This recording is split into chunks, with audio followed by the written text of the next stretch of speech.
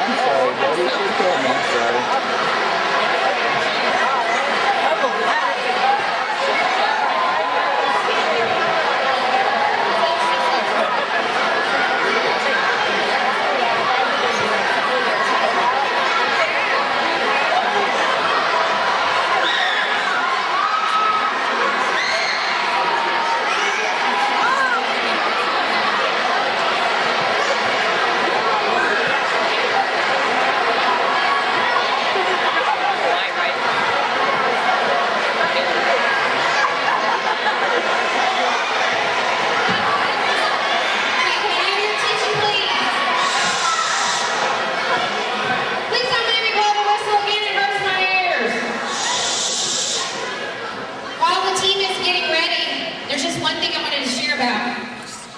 Something that you guys don't know about me is, or you may know, I don't know, both of my sisters are in education also. My older sister is a math teacher, and my younger sister is a high school counselor. And my older sister texted me the other night, and she said, hey, do you remember this guy you went to school with? His name is Casey Barker. And I said, well, yeah, he was our neighbor. He lived down the street. And she said, well, they have Red Ribbon Week this week just like we do. She said he came today as a guest speaker for our students at our high school. And I said, really? What was he speaking about? She said that he told his story about how he got so messed up with drugs.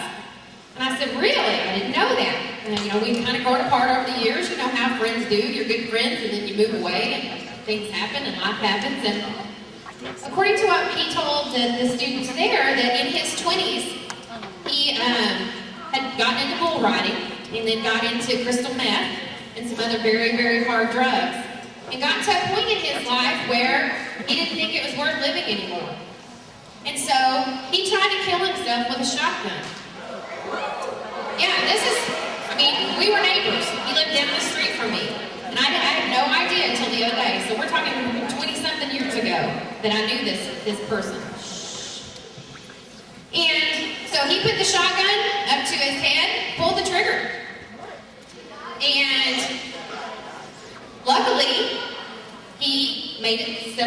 Someone found him, he made it to the hospital. He lost 5.5 pints of blood and lived, obviously, if he's speaking to a group full of middle school and high school students, to tell about it. And I asked my sister, I said, well, was he messed up mentally? Was he messed up physically? And she said, as far as his speech ability and all that, everything seemed to be fine.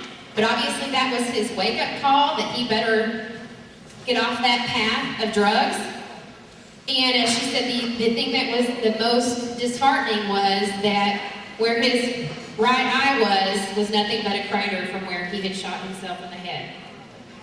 So if that is not a testament right there about staying away from drugs and doing what you're supposed to do and living your life right, I don't know what it could be.